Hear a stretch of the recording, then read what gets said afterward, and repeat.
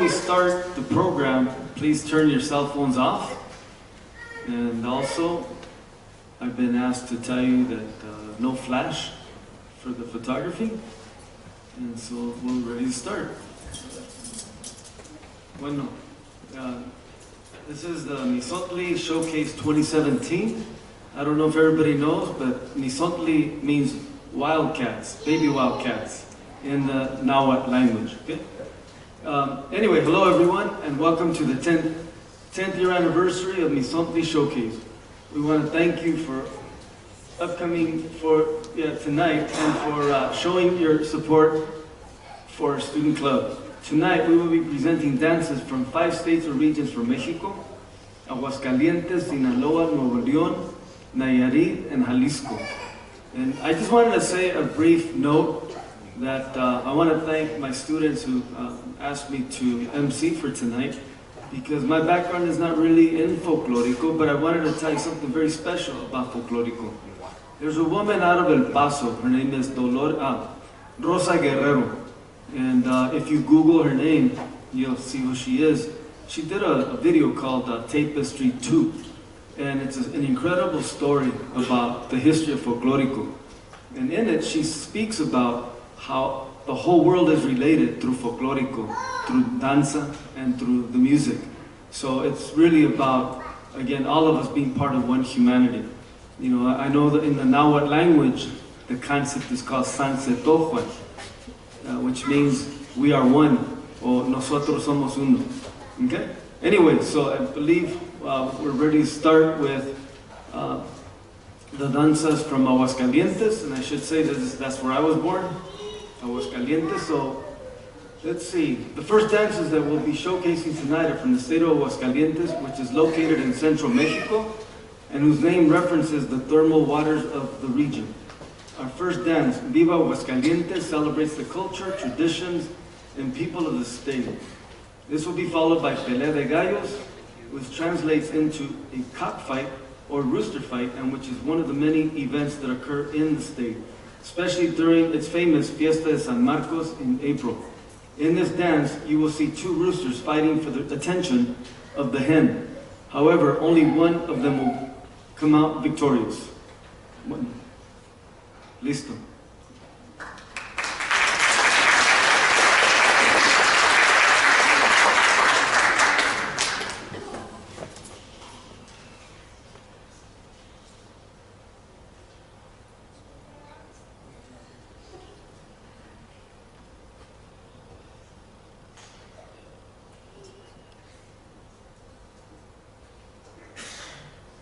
¡Viva Aguascalientes! ¡Viva!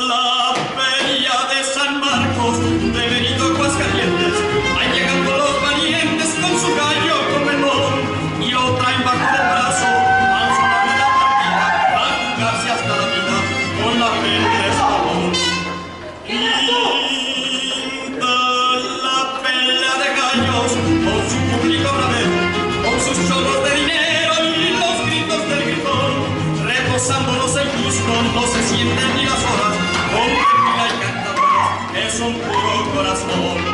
¡Ay, fiesta bonita!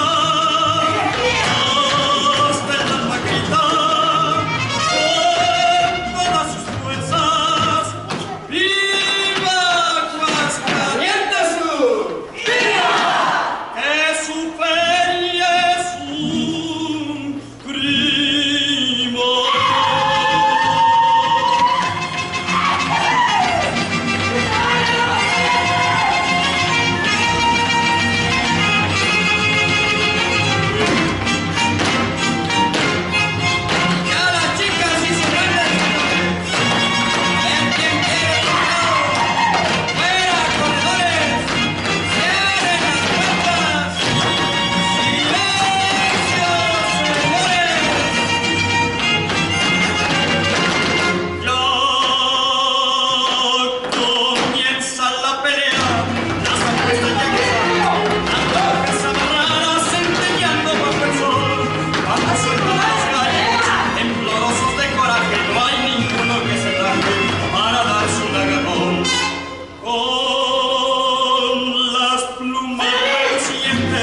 Aventando picotazos, quieren hacerse pedazos, pues hay ganas de pelear.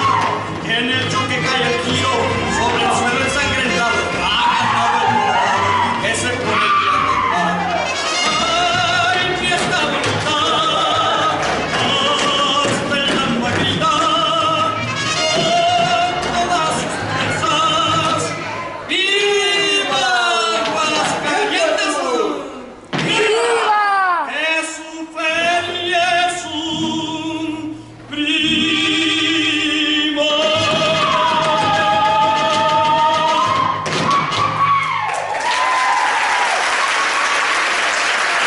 Again, performing for the first time.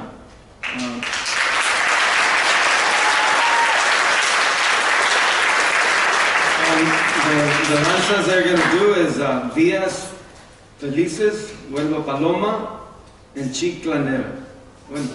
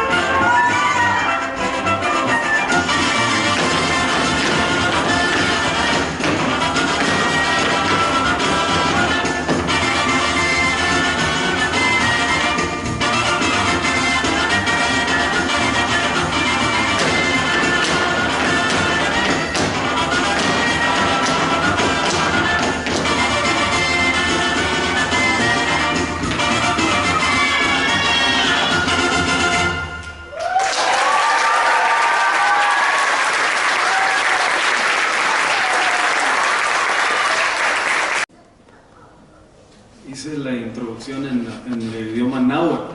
Se me dio hacerla en español, en inglés. Entonces me llamo Roberto Rodríguez, soy profesor de aquí de la universidad y me llaman el doctor Cindy, que quiere decir el doctor del maíz. Hace un rato le prometí a Joel, tengo que decirle esto en inglés. I told him that I wasn't going to say too many jokes, but remind me I have to do one more, porque we have a beautiful culture. Pero antes que todo, debemos darle la gracia de nuevo a los niños de Craycroft. Un aplauso, por favor.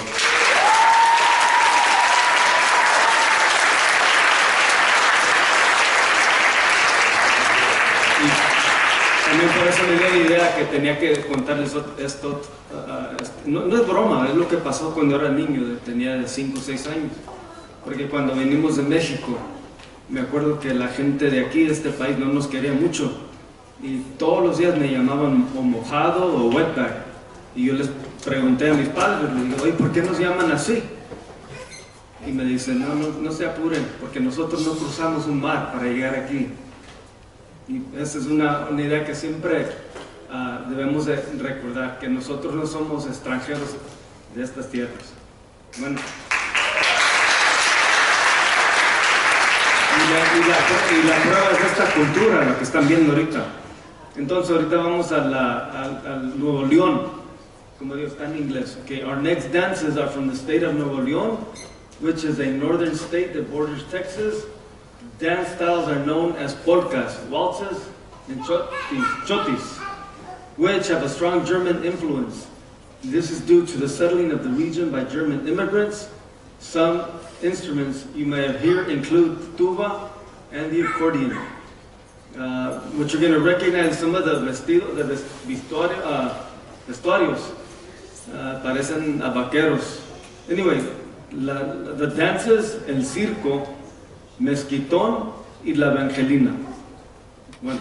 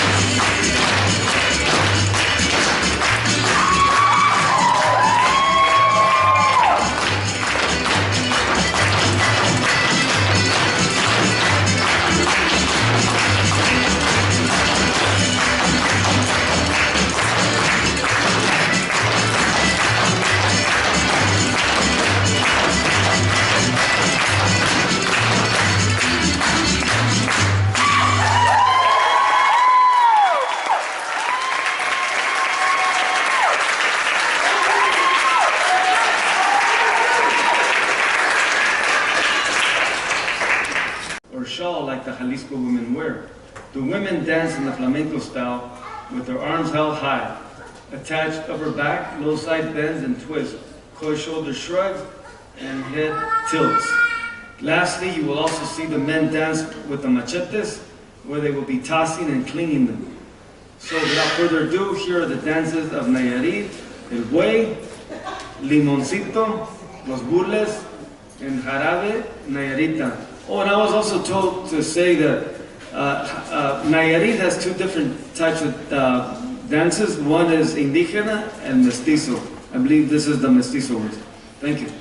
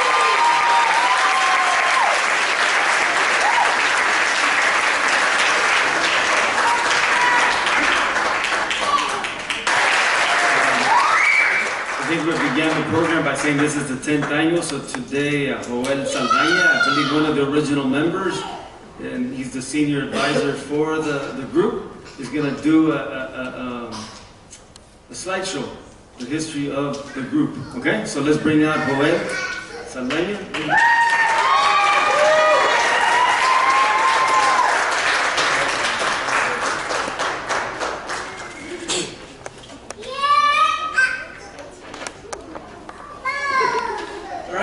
Thank you for coming today. Again, this is the 10th year anniversary showcase for Grupo Folklorico Miztontli. We are the first folklorico group at the University of Arizona. And up here, I just want to go a little bit about our history. The first picture that you saw, that was Denise. She was our founder back in 2006, 2007. She approached the former director of the Chicano Hispano Center, Socorro Carrizosa, about starting a folklorico group, but there was none here. So the story goes that Socorro tricked her into starting her own group. So from what I'm told is that Denise told her, I would like to join a group here. Socorro said there was none, but to give her just a little bit of time to send some emails and get people interested to come and see about forming a group. So when the meetings happened, Socorro introduced her as Denise, and she wants to start a folklorico group. So again, she was kind of tricked into starting the group. But, we're still here 10 years later. Denise, she wanted this group to be she wanted us to be a professional group, but also more than that, she wanted Grupo Folklorico Miztontli to be a family. So that's one of the things that we strive for in our group. We try to, be there for each other. We try to make sure that, we do our best to mentor each other, especially our younger members. And we do that through our mentorship program. Again, we have our senior members paired with incoming juniors or incoming freshmen, sophomores and transfer students, and those senior members mentor these students, whether that is academic matters, whether that is personal matters, or just anything that comes up. They help them learn the folklorico moves, because again, we're not, we take anyone. We take beginners, we take advanced members, we take anyone from all levels. But some of the pictures up here, they showcase a lot of the things that we've done, that we performed in. We performed for the, in the September events at the University of Arizona. So for example, at the halftime shows at the football games in September for Hispanic Heritage Month. We have gone twice to the Apache Reservation over in the White Mountains to perform for their September fiestas, for their September rodeo, I'm sorry. We have also performed multiple years for the University of Arizona residence halls, and this is actually one of our last performances that we did there a couple years ago for the World Traditions Fair. Here you will see us at the Tuesday Meet Yourself event, which we've been doing almost constantly since 2012. This past year was actually the first year we haven't done it, but we're constantly there showcasing our group, showcasing that folklorico is not just here in the Tucson community, but also people can find it at the university. We want to give people a chance to experience what the Mexican culture has to offer, to let them know that you can come to our group. You will not just learn Mexican folklorico and music, you will also learn about some of our traditions. And through the process of learning folklorico, they will learn a little bit of the language, even if it's just through the gritos during the dances. But again, we try to teach them, our members, as much as we can, and make sure that they feel that they're at home. Home away from home. This is actually us celebrating Socorro's retirement. She retired about a year ago, half a year ago. So this was us coming together, alumni and current members, to perform. And this goes all the way back to Denise's time. She's the one in the middle in the green dress. She came back all the way from Albuquerque just to perform for Socorro. So again, we're going 10 years strong. We hope to be here a lot longer. And throughout the years we have grown in repertoire, we have grown in membership and performance opportunities, and we have a lot of people to thank for that. Our members are a crucial part of our organization, and what we're going to do tonight also is recognize a few of our members for their contributions to our group. So if you would help me in welcome or honoring 3 of our Miztontli members for their participation in Miztontli. So the first one that we have 2 graduating seniors. both of them have been with the group for quite a few years, and they have acted as executive board members. They have provided leadership for the group. They have performed with many of our performances. So if I can please have Marvin Josue Portillo and Karina Summers Cruz step to the front to give your certificate.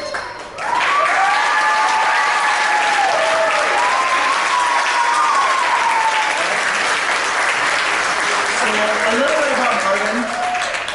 He started back, I believe, in 2012, and he started because me and another friend of ours, Luis, kind of convinced him into trying it, and it worked. He's been here ever since.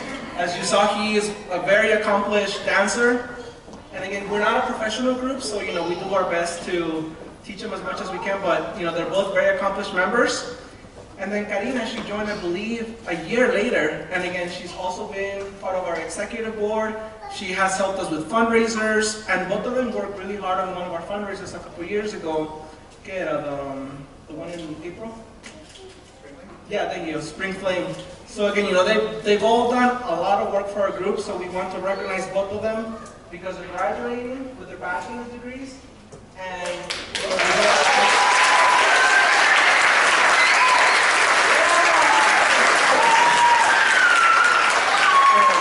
again, thank you guys for everything you've done, for your leadership, for, I know you guys, we all have busy lives, but you guys keep coming, you guys keep participating. So thank you so much for everything you've done for this group.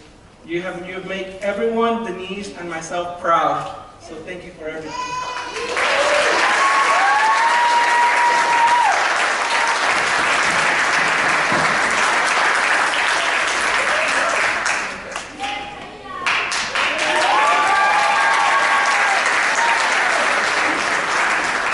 And we have one last award to provide, and this one, it's an award that started 3 years ago, and we have only given out one award since then.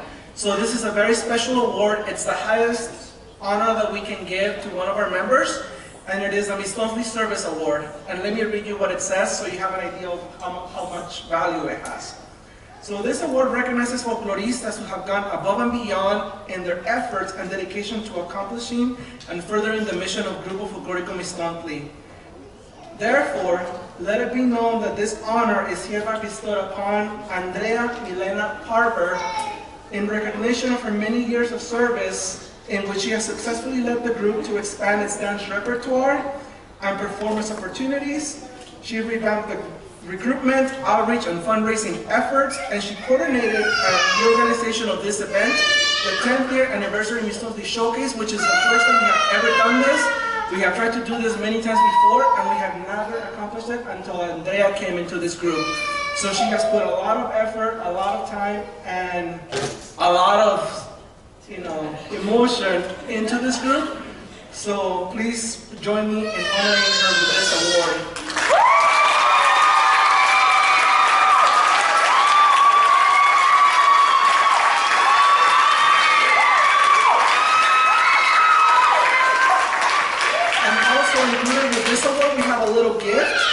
So this book, it's called Textiles from Mexico. So it is a small token of our appreciation.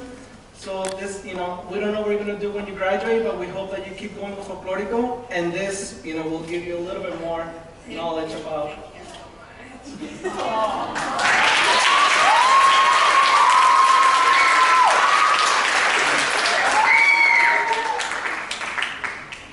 And by the way, she was not expecting any of this. This was all a group decision.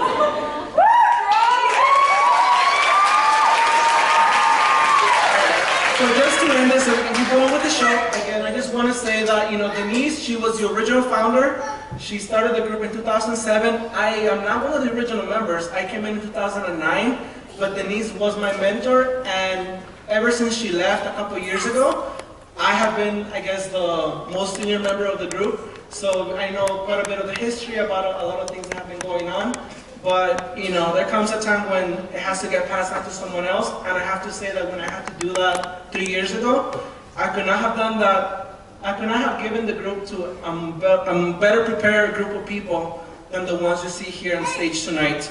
So I do want to say I'm very proud of this group. and all they have accomplished ever since 2014 when they took over this student organization. So please, another round of applause for everyone in this group.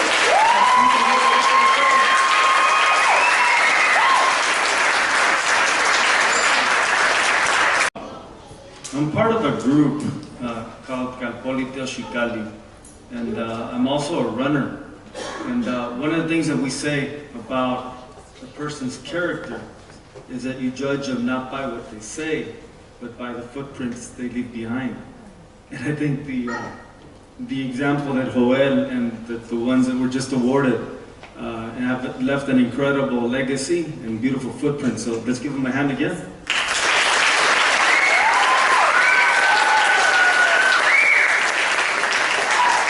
So the last part of the program is Jalisco. And okay, let's see. Okay, so I just said that. This is the best known region of Mexico. Men wear charro suits and sombreros, while the women wear a ranchero style dress with unmistakable Indian influence bright colored ribbon. For this region, we will be performing 4 songs: El Ángel, Las Alazanas, El Jarabe Tapatío, or the Mexican hat dance, and La Negra, which is one of the best known folklorico songs. Anyway, take it away.